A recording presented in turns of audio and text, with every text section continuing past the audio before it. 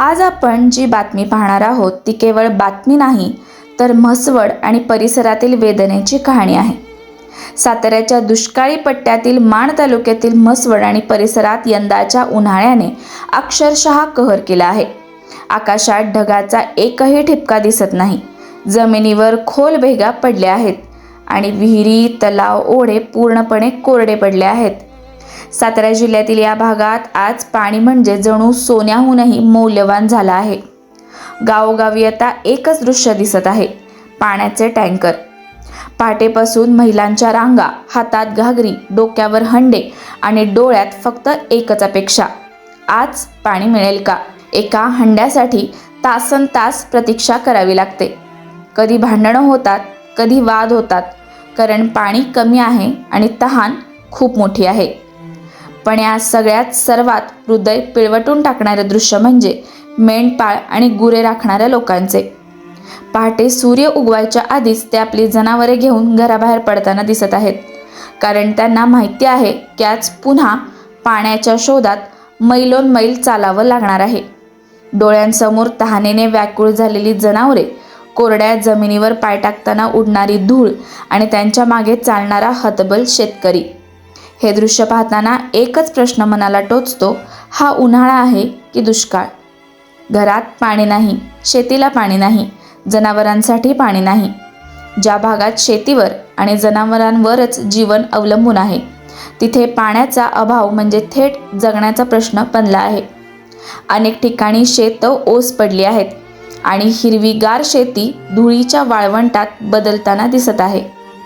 कडक उन्हाळा अजून संपलेला नाही आणि पुढचे काही महिने या भागासाठी आणखी कठीण असणार आहेत। आज या लोकांना गरज आहे ती फक्त पाण्याची नाही तर तातडीच्या मदतीची आणि शासनाच्या ठोस उपाययोजनांची।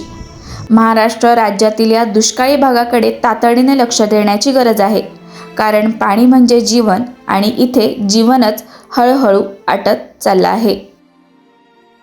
परिस्थिती अशी आहे की निम्या वाऱ्यानं चालले, त्याचा पोकळ बांधले, पाण्याला कुचलं, 2-3 पाणी अजून पाहिजे होती, पाणी संपलं। पाणी मग असं लुस्कान दानाची झाली, पाणीच नाही आता आटले, जनावराला पाणी मिळणार, ते माणसाला कुठलं मिळायचं आहे आता। माणसाला कुठनं तरी आणून पितील, पण जनावराला कुठं न्यायचं। इकडं पाणी घेतलं आता टँकर चालू। हे पाण्यामुळं आम्ही शेंगा काढले, त्या पाणी जर अजून 1-2-3 पाणी मिळत होते तर आमचे उत्पन्न जास्त वाढले असते। आता निवड तिथं जावलं का निवड पोकळ झालं आहे, निम उत्पन्न तर वाऱ्यानं चाललंय, त्याच्यामुळं उत्पन्न घटले, निम्याला निमी उत्पन्न पाण्यामुळं घटले। शेतकरी खर्च झाला होता 50,000, आता 50,000 निघत नाही ते शेंगात। मटेरियल बी मरणाचं महाग घेतलेलं जावा, आता त्याचं उत्पन्न खर्च सुद्धा निघत नाही, खर्च सुद्धा निघत नाही। काय करावं या शेतकरी, आता फाशी घ्यायचा वक्त आला होय, तर काय करायचं।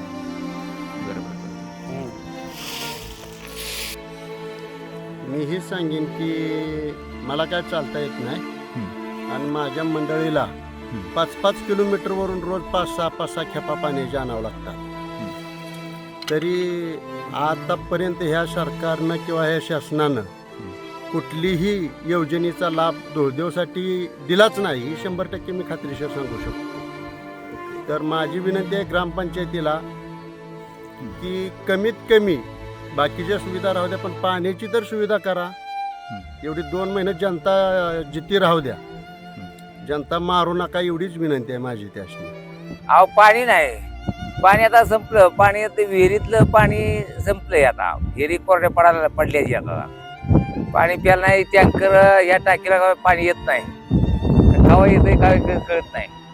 तर पाणी आम्हाला पाणी दिल्या टंचाई, पाणी आता प्यासाठी बाहेर आणावं लागतं, मी विकत आणावं लागते, कोणाचं टँकरचं पाणी विकत घ्यावं लागतं। पाणी आलेलं पाणी संपलंय, जनावराला पण पाणी नाही, आता पाणी लई अवघड झाले परिस्थिती। चारा आहे, चारा काय चाऱ्याचा आहे, काय चाऱ्याचा अजून चाललंय।